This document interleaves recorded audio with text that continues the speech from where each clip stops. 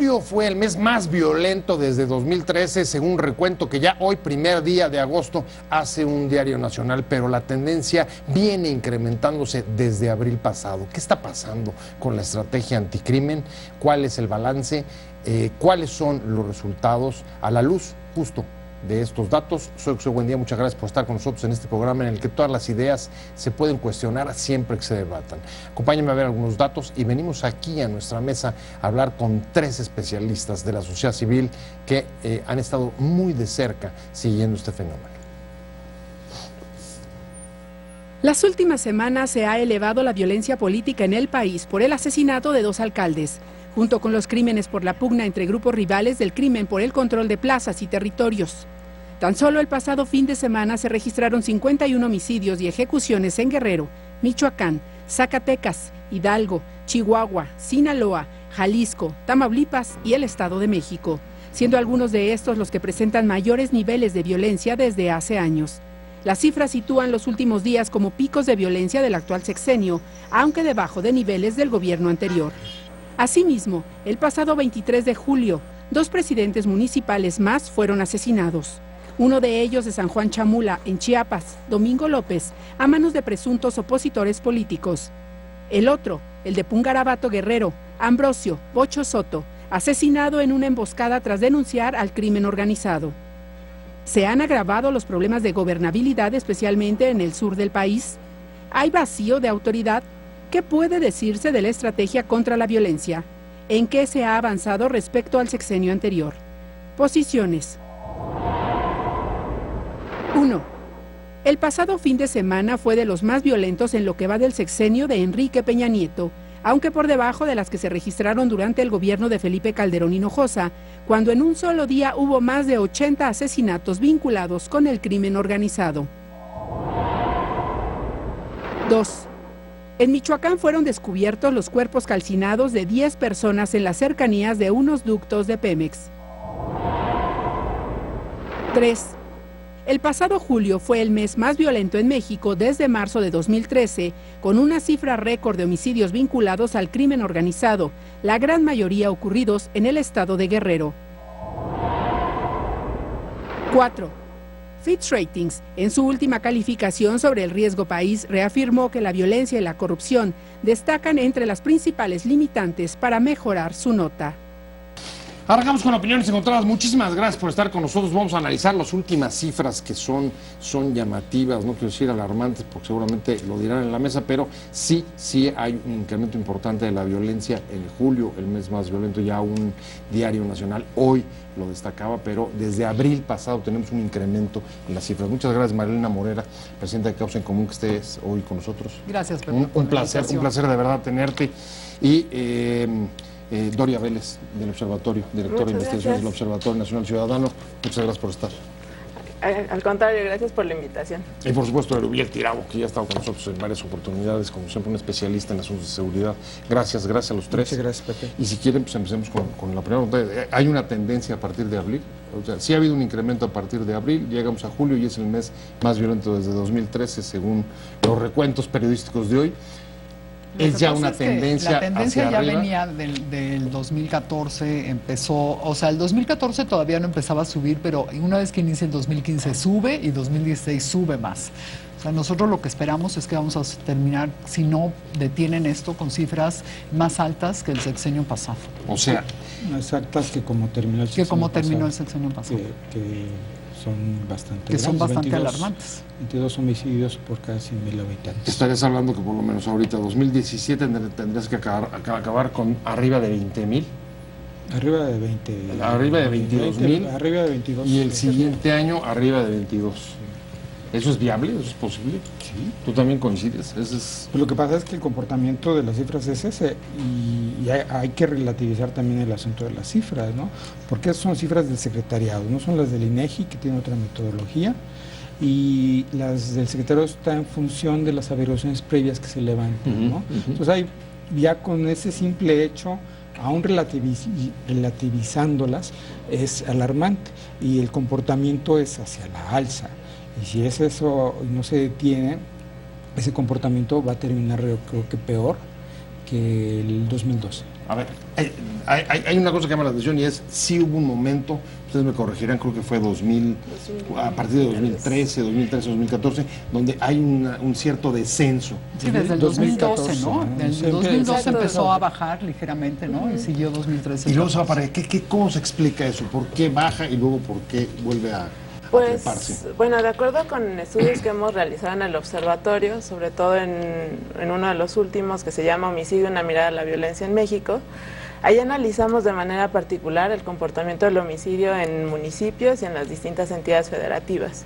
Y ahí logramos identificar por lo menos 11 entidades federativas en las cuales justo alrededor de estas fechas que estamos comentando se comienza a ver una disminución, pero si uno analiza el comportamiento histórico que reportan de 1997 a 2014, realmente nos da cuenta que es imposible predecir que el aumento del homicidio no puede volver a ocurrir.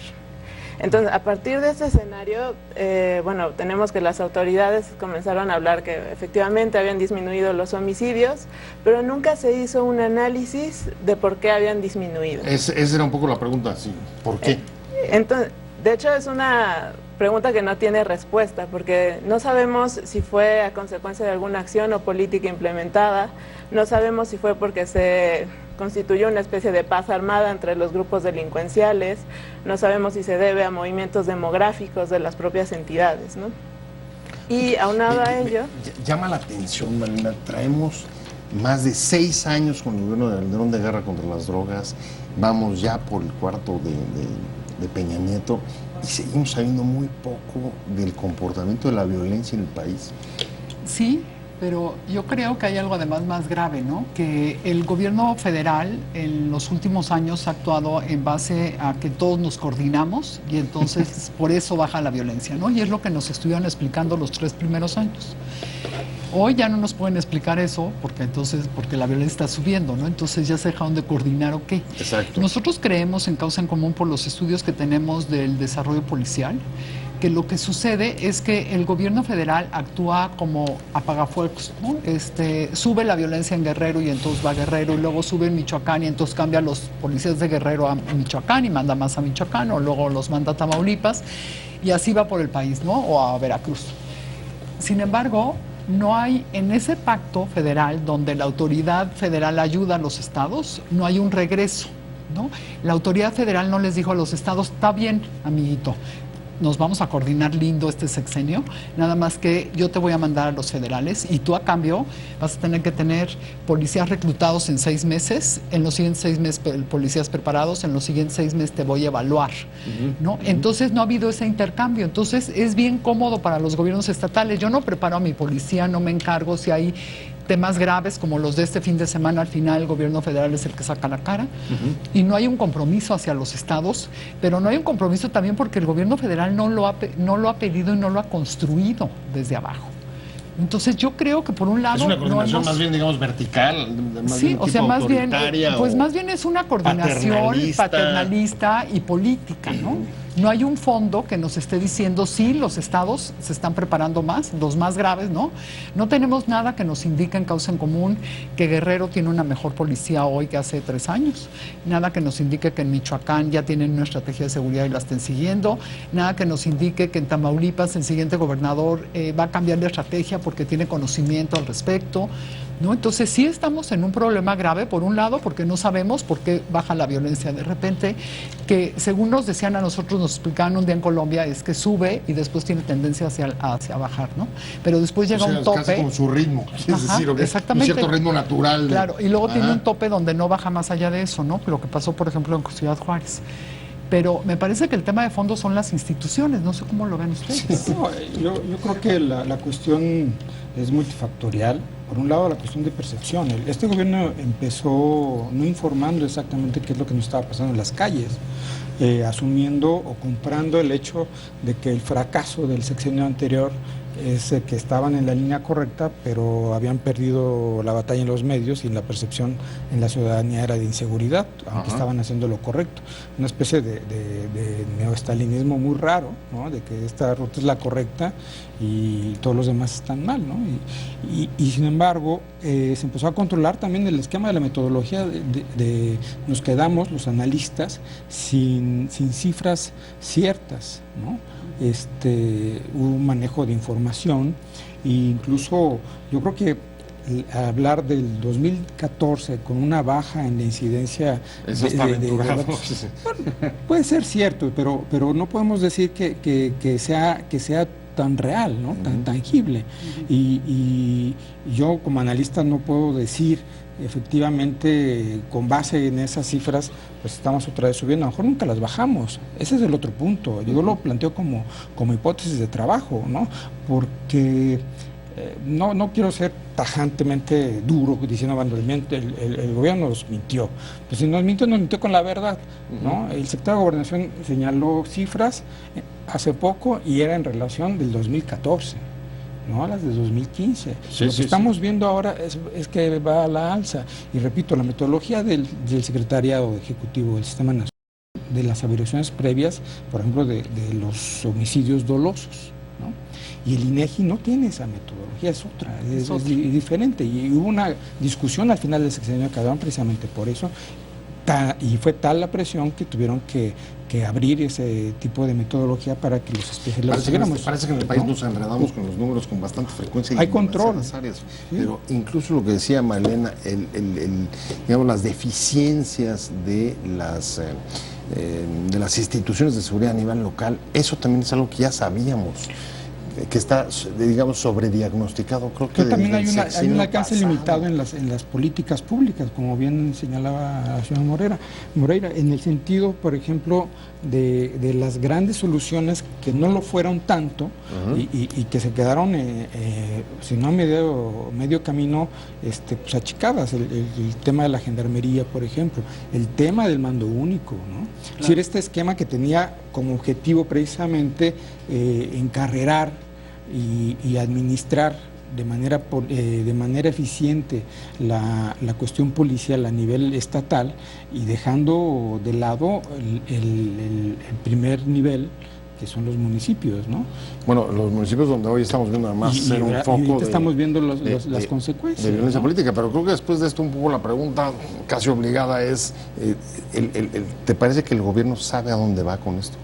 ¿Sabe, tiene respuestas o no tiene respuestas? Lamentablemente yo diría que no tiene respuestas, y creo que todo parte desde el inicio de la administración del presidente Peña Nieto, en el cual no hubo una evaluación, ni siquiera un análisis de realmente qué era lo que estaba funcionando y qué es lo que no estaba funcionando.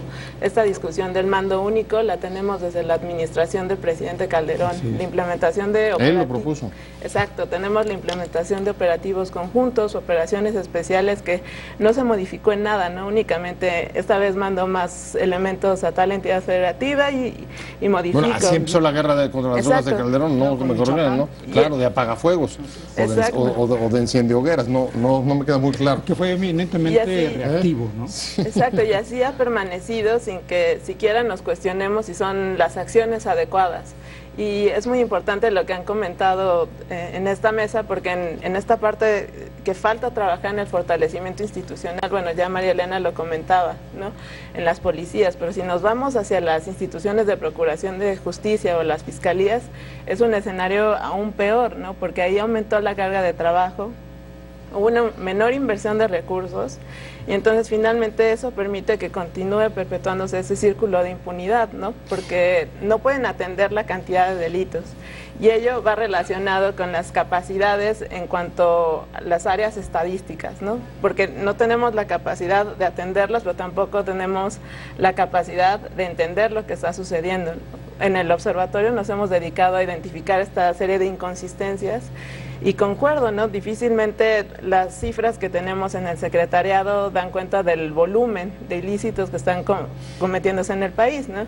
Simplemente en el caso de homicidio, sabemos que muy probablemente las cifras de feminicidio no se encuentran consideradas en esas cifras de homicidio doloso, ¿no? Igual los secuestros o robo con resultados de homicidios. Nos cambian los homicidios, nos cambian homicidios culposos por dolosos, entonces, porque muy curioso, en algunas entidades de la República han subido muchísimo los homicidios culposos, como si hoy se matara más gente caminando por la calle o en accidentes de tráfico. Sin que hubiera una voluntad estamos un poco más estresados, ¿no? Eso sí es cierto, pero no creo que a ese punto, evidentemente. Y aunado se tiene que considerar la crisis de desapariciones forzadas o involuntarias, ¿no? En los cuales no sabemos cuántas de esas personas permanecen con vida o fueron asesinadas, ¿no? No, el piso es lodoso sin duda, pero ponías dos cosas sobre la mesa, Marilena, y yo la retomo incluso, ridiculizo y simplifico un poco, pero a ver, esta idea de los gobiernos de los estados se tiran un poco a la hamaca, dejan que el gobierno federal entre y lo rescate, pero no acabo de ver, por un lado, qué es lo que ganan, porque al final son situaciones que se revierten para el propio estado. Y por el otro lado, el gobierno federal. Pero de aquí que se revierten igual ya se fueron, ¿no? Si tú ves, por ejemplo, el caso de Veracruz, que es muy sintomático, el presidente Peña hace el compromiso número 13 con el gobernador de Veracruz. Y entonces quedan en ese compromiso que la Marina se va a quedar en Veracruz hasta el 2018.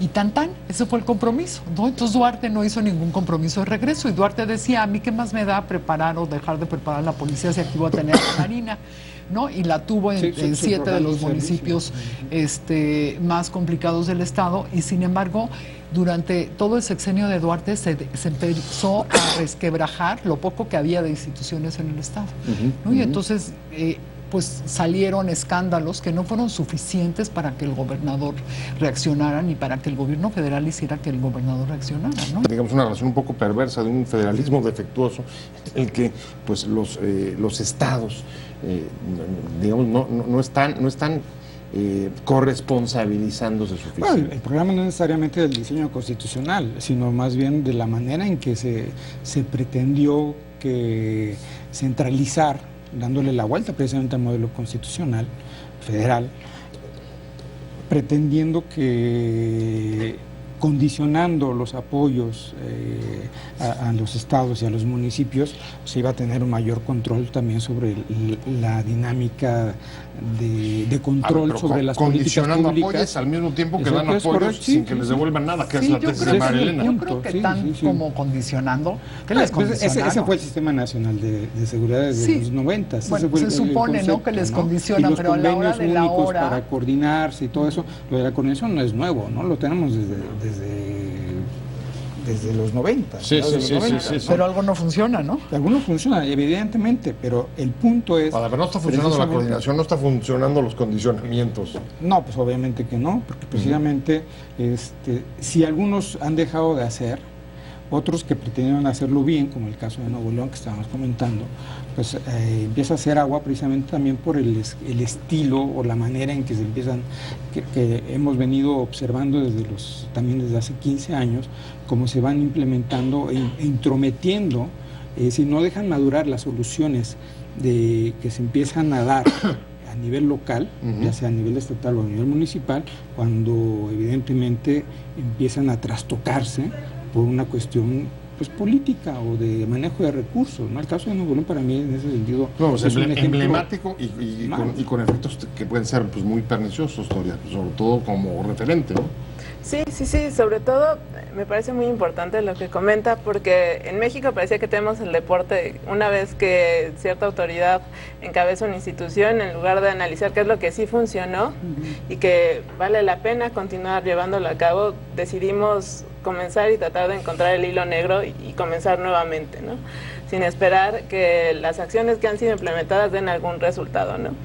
Eso por un lado. Y por otro, no se llega a comprender el fondo del problema de la criminalidad y la violencia. Hace un rato comentábamos sobre cómo las autoridades estatales llegan a eludir un poco su responsabilidad. Y me parece que parte de esto, ¿no? Porque finalmente se aduce que todo el problema se remite a crimen organizado. Y al momento en que yo digo que todo es crimen organizado, bueno, entonces pareciera que yo como autoridad estatal ya no tengo responsabilidad alguna. Y no llego a identificar esos vínculos que llega a haber entre crimen organizado y la delincuencia tradicional, ¿no? Que finalmente se va desarrollando toda una especie de organización donde va entrelazando todas las actividades, ¿no? Sí, pero fíjate, ahí me llama la atención, al mismo tiempo ves una capacidad de innovación del crimen organizado. Estaba leyendo hace poco este laboratorio que desmantelaron justo en Guerrero, donde se está produciendo una... No solo hoy, una droga sintética nueva que es 20 veces más poderosa, más potente. Es que los criminales esos sí van rápido, ¿no? Sí.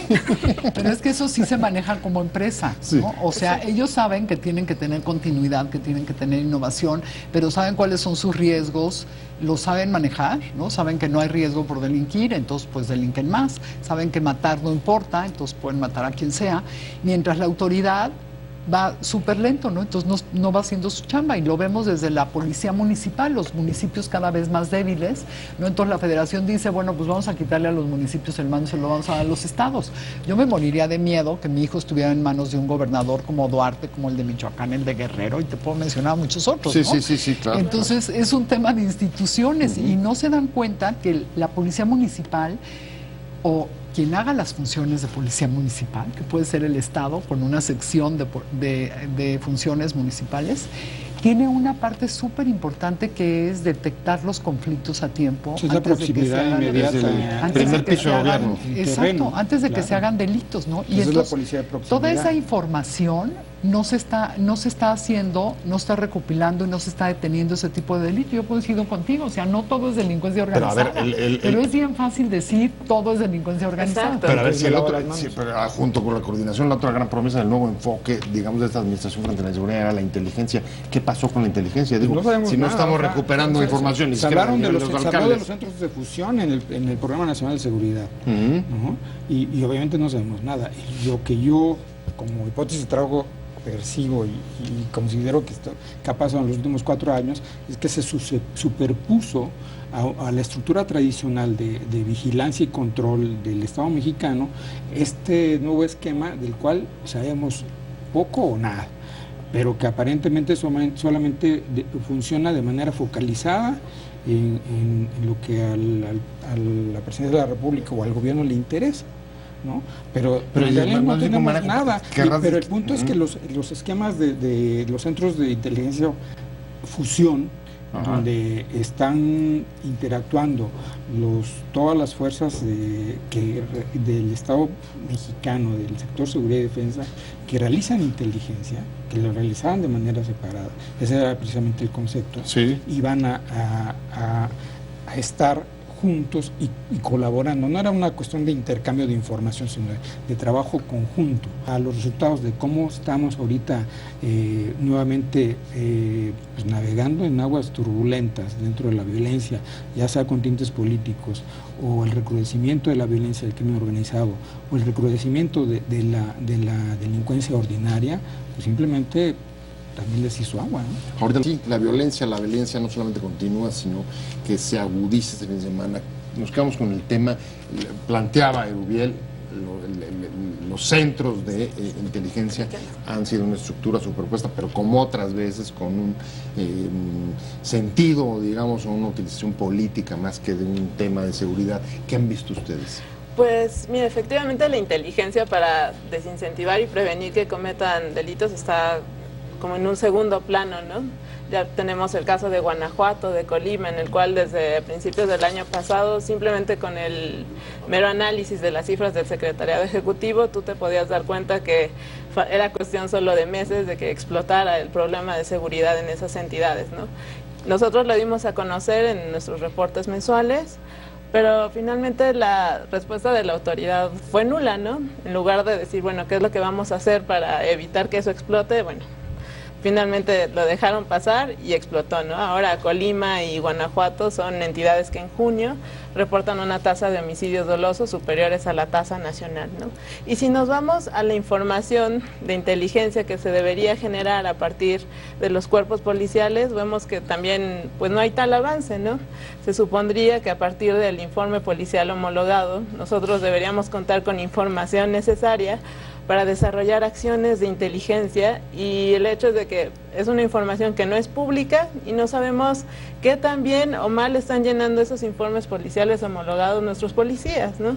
Y entonces Esa es una medida que igual se comenzó a implementar desde la administración pasada y no sabemos cuáles son sus resultados. Entonces, la inteligencia finalmente ha quedado completamente relegada, ¿no? Y eso es bastante paradójico, sobre todo cuando te das cuenta de la cantidad de recursos que han sido implementados, por ejemplo, en C4, en cámaras, etcétera, y que no tienen y que finalmente no tiene un resultado tangible en las condiciones de seguridad, ¿no? Ni siquiera en las acciones que se diseñan en esa materia, ¿no? Como mencionaba hace un rato María Elena, no podemos hablar que efectivamente exista una política de Estado en materia de seguridad.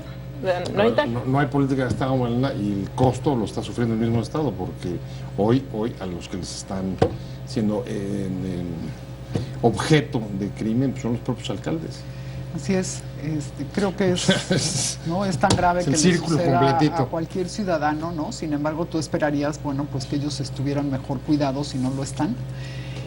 Y como se decía ya aquí, el tema de inteligencia, que el tema de inteligencia al final del día es solamente recopilar lo que está sucediendo en la calle, que se debe recopilar desde la policía de más abajo, ¿no? Las unidades de análisis de inteligencia deberían de ser las mejores a nivel municipal para que empezara a subir la información y de ahí hacer los mapas delictivos, saber qué está sucediendo, cómo atacar el problema, ¿no? Porque no es lo mismo los homicidios en un estado que en otro, obedecen a otras lógicas sociales y lo podrían atacar mucho más fácil y sin embargo no sucede eso, ¿no? Y entonces tenemos consecuencias, bueno, los presidentes municipales en candidatos a gobernador, ya tuvimos uno con el Tamaulipas el sexenio pasado, y así lo seguiremos sufriendo los ciudadanos y sobre todo los ciudadanos comunes y corrientes, ¿no?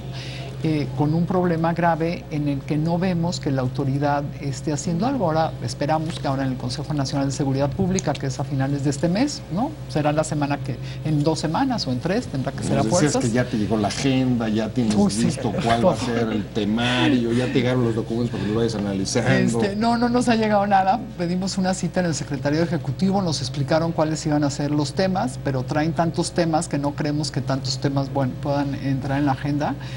Y nosotros quisiéramos que entrara uno que nos parece primordial, el tema de información, ¿no? ¿Qué está haciendo Plataforma México y al mismo tiempo el Centro Nacional de Información, ¿no? ¿Por qué tenemos que tener 2 centros distintos?